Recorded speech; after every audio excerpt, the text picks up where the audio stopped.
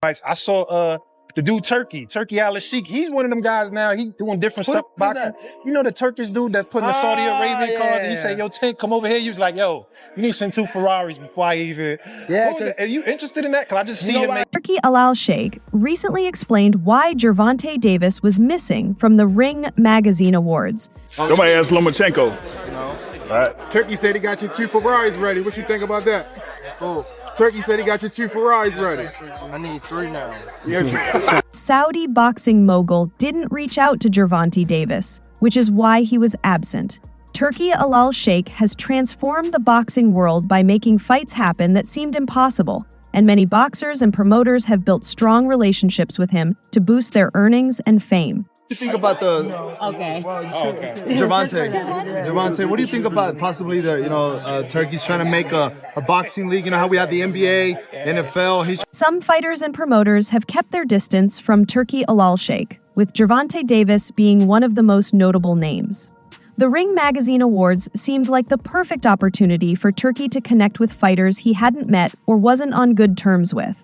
While Canelo Alvarez and a few others met him and made exciting plans for the year, it was a different story for Davis, who remained distant. Trying to build a boxing league. What do you think about that? What do you think about the Turkey, His Excellency in Saudi, who's trying to make a boxing league overall, just trying to make it just all the companies come together? Turki Alalshikh revealed that Gervonta Davis once demanded Ferraris to meet with him, which led Turki to decide not to work with him. This came across as greedy on Davis's part, but after his comments about the event, it seemed he genuinely wanted to be involved. Maybe Turki could have reached out to hear his side, as the unusual demands might not have been true. However, based on what happened, it seems unlikely that Davis and Turki will work together anytime soon. Promotions has just won. What do you think about that? You think it's a possibility? That would never happen because everybody don't agree with you. You don't think it'll happen? On the same page. Everybody not on the same page. Reigning WBA lightweight champion Gervonta Davis was upset about not being invited to the 2024 Ring Magazine Awards held at the Old Royal Naval College in London. The event brought together top stars and legends like Alexander Usyk, Canelo Alvarez, Ryan Garcia, Devin Haney, Shakur Stevenson, Lennox Lewis, and more. The Ring magazine, now owned by Turki Alalshikh, shared a memorable image from the event on social media. Davis reposted the image from Matchroom Boxing's Instagram and added a caption angrily criticizing Alalshikh and the attendees. He questioned why not everyone was invited, accusing them of favoritism, and called out Eddie Hearn, while sarcastically suggesting the fighters on their roster compete against each other. Said that, you know why I said that? Because he was already talking like he was back in Devin. Like, Devin is my guy. Like, all right, cool. Y'all want me to fight over there? Send me something. Davis criticized Turki Alalshikh, saying he isn't good for boxing and doesn't support people from his own region. Davis claimed Alalshikh knows nothing about the sport and slammed those who rely on him, calling them bum eaters. He also criticized fighters who travel to Saudi Arabia for big paydays during Alalsheikh's Riyadh season events, saying they have to go there to make money while I sell where I'm from, America. First. Yeah. Send me something first. Right. I don't got to fight. You know why fighters going over there? Because they can't sell here. I can sell here. So I ain't got to go over there. Right. Gervonta Davis criticized fighters going to Saudi Arabia, saying they fight in front of small crowds but think it's fine because of the money. While it's his choice not to fight there, attacking other fighters as they celebrate their successes and navigate business opportunities seems more like jealousy than genuine concern for boxing. Davis is set to face Lamont Roach Jr. at the Barclays Center in Brooklyn on March 1. They making over there, I'm making here. Right. I feel that. Okay. Tank went as far as this, and Lamont Roach Jr. is a strong competitor, but most believe he has little chance against Gervonta Davis based on the matchup. Davis has faced criticism for his choice of opponents, and this, along with other struggles, seems to have put him in a frustrated and unpredictable mood in recent months. He even mentioned plans to retire at the end of 2025. In late 2024, Davis announced on Instagram that his fight with Roach was canceled, but this was denied by promoters and premier boxing champions. Whether or not Davis ever works with Turki Alalshikh, he remains one of the top lightweights of his era. With a few more big wins, he could solidify his status as an all-time great, regardless of where he fights. Meanwhile, the Ring Magazine Awards took place in London, supported by Riyadh Season and Turki Alalshikh. The event featured top fighters, trainers, promoters, and others in boxing, showcasing a high-quality production that celebrated the sport's best.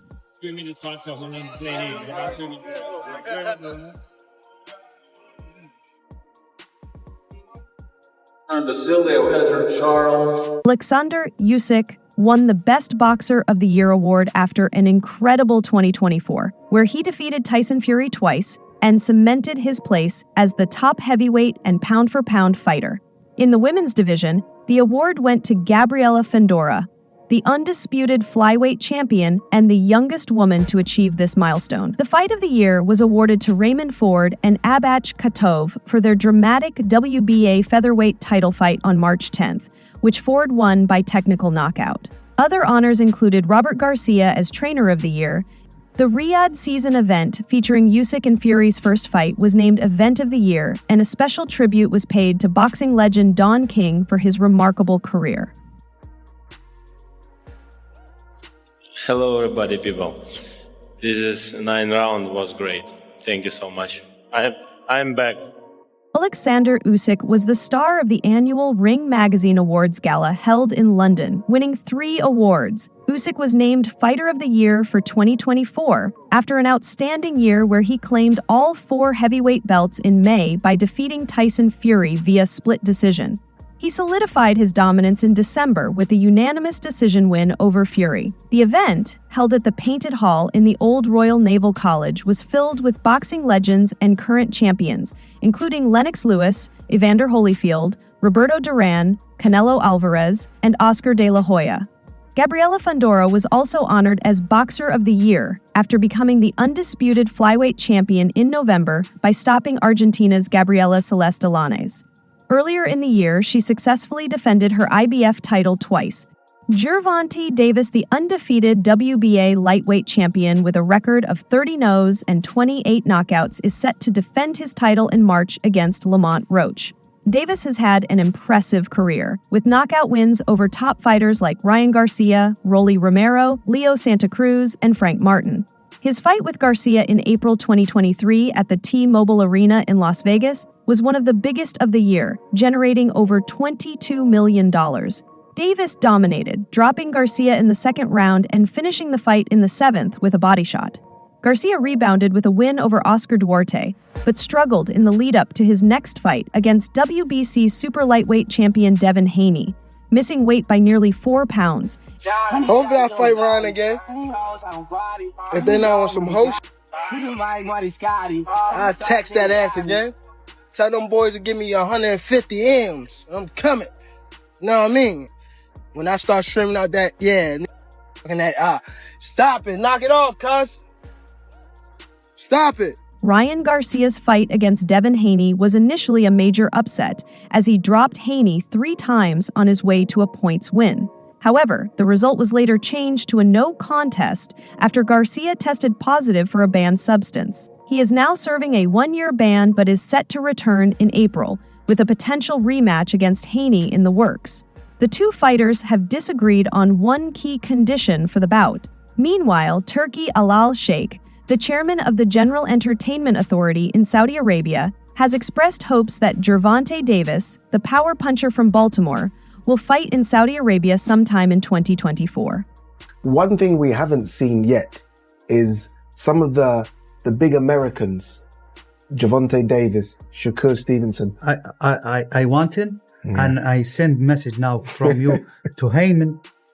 Let's do job. Turki Alalshikh expressed his desire to bring a fight between Devin Haney and Gervonta Davis to Saudi Arabia in 2024, aiming to treat boxing fans to an exciting display of skill.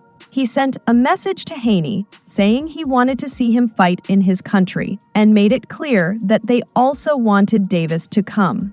However, Davis, who recently defeated Frank Martin with an 8th-round knockout at the MGM Grand, reportedly asked for 2 Ferraris in exchange for agreeing to Alalshikh's proposal. But Haney, I want to see Haney in my country. And I send message from you now to him. I will try to do it in 24 When Davis heard about Alik's comment, he got upset and said that if they wanted him to fight in the Middle East, they would have to send him something like 2 Ferraris. He expressed his frustration on his X account, writing, "They made me mad. If they want me, they gotta send me something to my front door, like 2 Ferraris or something."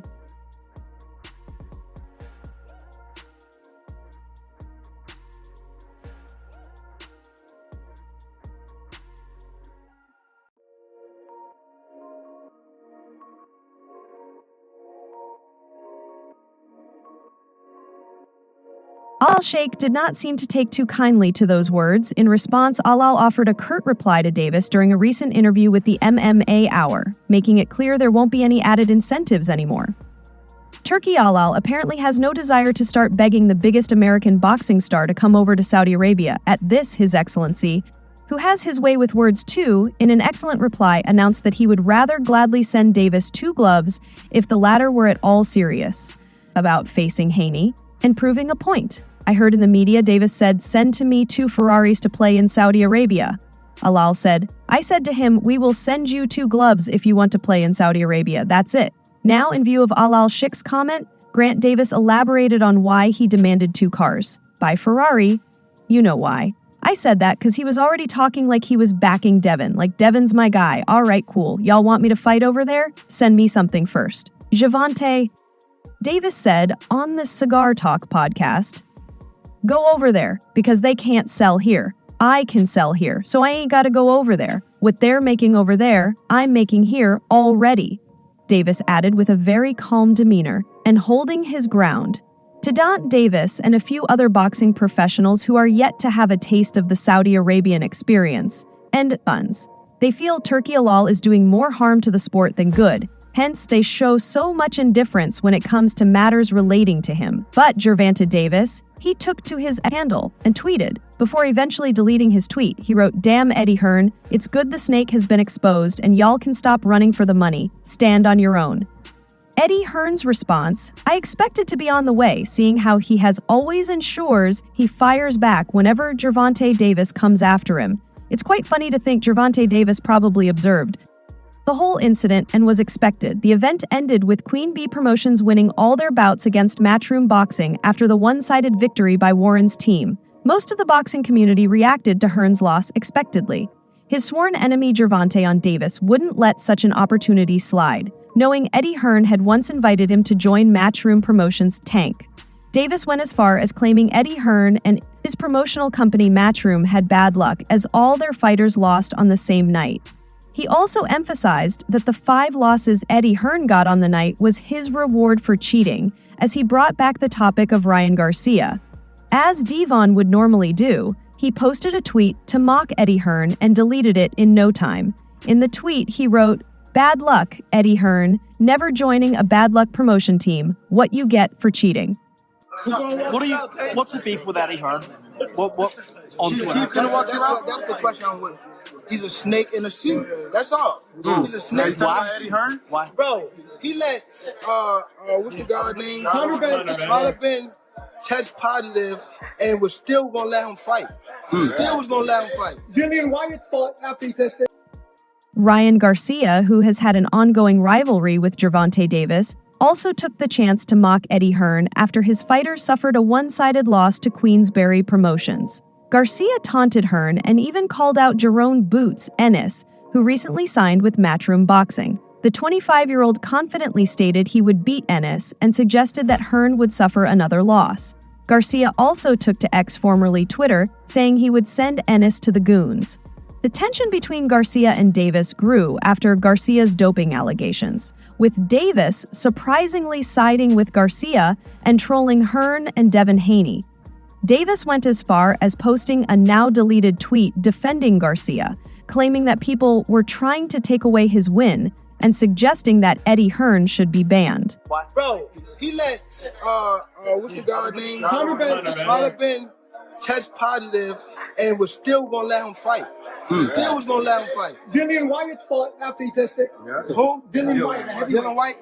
After testing positive, I didn't even know that. Bro, he's a snake, bro. He's bad for Would you fight Conor?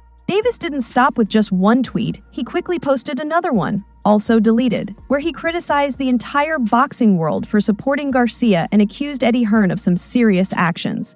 He called out anyone on his timeline who claimed Ryan Garcia cheated, saying if Garcia did, there should have been a positive test, but there wasn't. Davis also pointed out that Garcia fought under DAZN, with Hearn as his promoter, suggesting that Hearn was biased and wanted his fighter to win. He ended the tweet by claiming that Eddie Hearn is known for doing shady things. I mean, I listened to Gervonta Davis. It is so painful listening to this guy who knows absolutely nothing, right? And he's like, I don't know if you saw the clip. He's like, yeah, what I want to know is, like, how comes they let him fight if he had it in his system? It's like, the tests on Friday and Saturday. Eddie Hearn didn't take Davis's remarks well and responded angrily in an interview with IFL TV. Hearn called Davis an idiot and questioned why Davis would say such things and then delete his tweets. He criticized Davis for making accusations against him, saying that Davis called him dirty, but then took down the post. Hearn added that he wasn't involved in collecting Ryan Garcia's blood and urine samples, making it clear that the doping issue had nothing to do with him.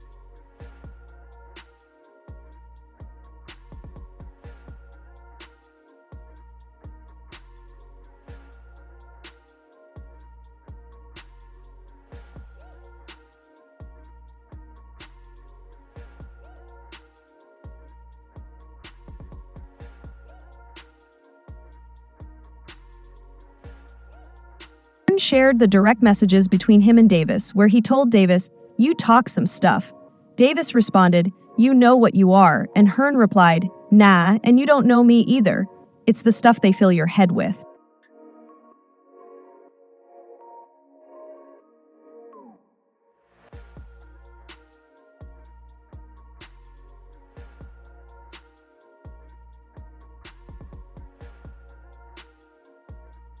The argument between Hearn and Davis went public when Hearn called Davis a clown, criticizing him for changing his story. Davis shot back on Twitter, calling Hearn a snake in a suit and saying his fake smile didn't fool him. Hearn responded by saying Davis had fallen off, and Davis fired back, saying he would knock your head clean off your shoulders, mate.